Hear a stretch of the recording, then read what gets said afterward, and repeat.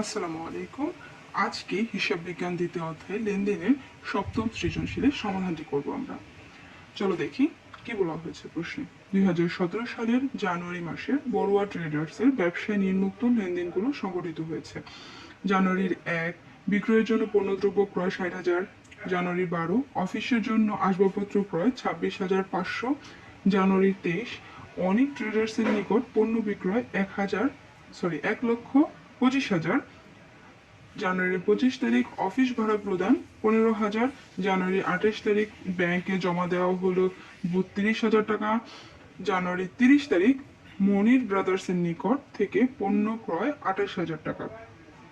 এখানে ক নম্বরে জানতে চেয়েছে জানুয়ারি মাসের ক্রয়ের পরিমাণ কত।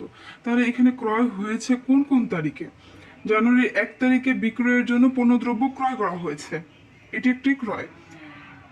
এখানে 12 তারিখে অফিসের জন্য আসবাবপত্র ক্রয় করা হয়েছে, এটাও ক্রয়, কিন্তু এটি বিক্রয়ের উদ্দেশ্যে ক্রয় নয়, এটি ব্যবহারের উদ্দেশ্যে, সুতরাং এই ক্রয়টি আমাদের এখানে আসতেছে না। এর পরে ক্রয় হয়েছে 30 তারিখ মনির ব্রাদার্সের নিকট হতে পণ্য ক্রয় 28,000 টাকা। মোট 3টা ক্রয় ছিল, কিন্তু 12 তারিখের ক্রয়টি ব্যবহারের জন্য ক্রয় করা হয়েছে বিধায় এই ক্রয়টি আমরা এইখানে অন্তর্ভুক্ত করতে পারবো না। সুতরাং 1 তারিখ এবং 30 তারিখের লেনদেনটি আসবে। চলো আমরা অঙ্কটা দেখে নিই কিভাবে করবো। জানুয়ারির 1 জানুয়ারি মাসের ক্রয়ের পরিমাণ নির্ণয় করা হলো। তারিখ বিবরণ টাকা 2017 সাল জানুয়ারির 1 নগদে পণ্য ক্রয় 60,000 টাকা। 30 তারিখ বাকিতে পণ্য ক্রয় 28,000 টাকা। এটা বাকিতে কিভাবে বোঝা গেল? এই যে মনির ব্রাদার্সের নিকট হতে পণ্য ক্রয় করা হয়েছে বলা হয়েছে, যদি কখনো ব্যক্তির নাম উল্লেখ থাকে তাহলে এটা ধরে নিতে হবে এটা বাকিতে। অনেক সময় দেখা যায় ব্যক্তির নাম উল্লেখ করেও বলে দেয় নগদে ক্রয় করা হয়েছে, সেই ক্ষেত্রেই শুধুমাত্র নগদে হবে। যদি ব্যক্তির নাম উল্লেখ থাকে, কোনো নগদ কথার উল্লেখ না থাকে যে নগদে ক্রয় করা হয়েছে বা বিক্রয় করা হয়েছে, তাহলে আমাদেরকে ধরে নিতে হবে এটা বাকিতে হয়েছে। সেই জন্য আমরা এটাকে ধরলাম বাকিতে পণ্য ক্রয় 28,000। 60,000 এবং 28,000 টোটাল 88,000 টাকা এইখানে মোট ক্রয় করা হয়েছে। চলো খ নাম্বারটি দেখে নিই। খ নম্বরে জানতে চেয়েছে উক্ত মাসে বড়ুয়া ট্রেডার্সের নগদ লেনদেনের পরিমাণ নির্ণয় করো। এখানে নগদ কত টাকা লেনদেন হয়েছে সেটা জানতে চেয়েছে। তাহলে নগদের লেনদেনটা হচ্ছে জানুয়ারি 1 তারিখ বিক্রয়ের উদ্দেশ্যে পণ্য ক্রয় করা হয়েছে, এটা একটা লেনদেন। অফিসের জন্য আসবাবপত্র ক্রয় করা হয়েছে, এটিও একটা লেনদেন।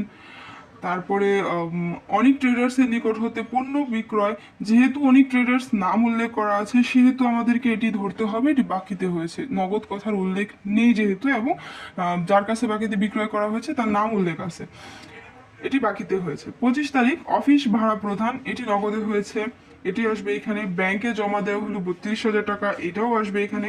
মনির ব্রাদার্সের নিকট পণ্য ক্রয়, আগেও বললাম ক নাম্বার করার সময় যে এটি বাকিতে পণ্য ক্রয়, সুতরাং এটাও আসবে না। তার মানে 23 এবং 30 এই দুইটি তারিখের লেনদেন বাদে বাকি সবগুলো এখানে আসবে। চলো করে দেখে নিই।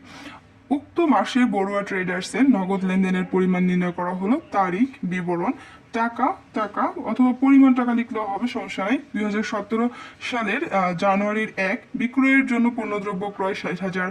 জানুয়ারির 12 অফিসের জন্য আসবাবপত্র ক্রয় 26,500। জানুয়ারি 25 অফিস ভাড়া প্রদান 15,000। 28 তারিখ ব্যাংকে জমা দেওয়া হলো 32,000। ইন টোটাল 1,33,500 টাকা। গ নম্বর জানতে চেয়েছে বড়ুয়া ট্রেডার্স জানুয়ারির 12, 23, 25 এবং 30 তারিখের লেনদেন ধারা এ ইকুয়াল টু এল প্লাস ওই। এর মানেও হচ্ছে হিসাব সমীকরণ। তার মানে আমাদেরকে হিসাব সমীকরণের প্রভাবের যে ছকটি এটি করতে হবে।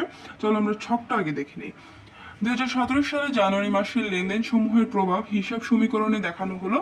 তারিখ, উদ্ধৃত্ত, সম্পদ, দায়, মালিকানা সত্ত্ব, মন্তব্য। এখন সম্পদে কি কি ঘর হবে সেটা হচ্ছে ডিপেন্ড করে আমরা যে যে লেনদেনগুলো করতেছি সেই লেনদেনের উপর। চলো লেনদেন থেকে আমরা দেখি কি কি সম্পদ এবং কি কি দায় মালিকানা সত্ত্বে ঘরে আসবে, কয়টা ঘর হবে সেটা কি বুঝে নিই। বলেছে 12 তারিখের লেনদেনটি। 12 তারিখের লেনদেনে অফিসের জন্য আসবাবপত্র ক্রয় করা হয়েছে। আসবাবপত্র একটি স্থায়ী সম্পদ, সুতরাং সম্পদের ঘরে একটি ঘর আসে। আর যেহেতু নগদ টাকা দিয়ে ক্রয় করা হয়েছে তার মানে নগদ টাকা কমে গেছে, তার মানে নগদের একটি ঘর আসবে। সম্পদ পাশে দুইটা ঘর হলো, নগদ এবং আসবাবপত্র। দেন 23 তারিখ অনেক ট্রেডার্সের নিকট পণ্য বিক্রয় করা হয়েছে। অনেক ট্রেডার্স একটি দেনাদার, যেহেতু পণ্য বিক্রয় করেছি আমরা টাকাটা পাবো, এটি একটি দেনাদার, তাহলে দেনাদারের একটি সম্পদ পাশে ঘর আসতেছে, এবং বিক্রয় যেহেতু একটি আয় ব্যয় ধরা যায়, আয় ব্যয় আমাদের মালিকানা সত্ত্বের মধ্যে আসে, আয় ব্যয়ের জন্য আলাদা কোনো ঘর হয় না, মালিকানা সত্ত্বের ঘরে হবে। মালিকানা সত্ত্বের ঘরে আয় ব্যয় উত্তোলন এই এন্ট্রিগুলো আসে। জানুয়ারির 25 তারিখ অফিস ভাড়া প্রদান করা হয়েছে 15,000। অফিস ভাড়া একটি ব্যয়, সুতরাং এটি মালিকানা সত্ত্বের মধ্যে আসবে, এবং যেহেতু নগদ টাকা কমে গেছে নগদের ঘরে আসবে। তারপরে হচ্ছে 30 তারিখ বলা হয়েছে মনির ব্রাদার্সের নিকট হতে পণ্য ক্রয় করা হয়েছে 28,000 টাকা। মনি ট্রেডার্সের নিকট হতে পণ্য ক্রয় করা হয়েছে, সুতরাং মনি ট্রেডার্স আমাদের জন্য একটি পাওনাদার, আমরা ক্রয় করেছি, টাকাটা দিতে হবে তাকে। পাওনাদারের ঘরে একটি ঘর আসবে, সেটা হচ্ছে দায় পাশে। আর যেহেতু ক্রয় একটি ব্যয়, সুতরাং এটি আসবে মালিকানা সত্ত্বের ঘরে। তার মানে মালিকানা সত্ত্বের ঘরে মাইনাস, আর পাওনাদার বেড়ে গেছে, পাওনাদার প্লাস। আরেকটা জিনিস যেটা হচ্ছে, যেই এন্ট্রিতে আমাদের মালিকানা সত্ত্বের মধ্যে টাকা আসবে, সেই এন্ট্রির জন্য আমাদেরকে মন্তব্য করতে হবে।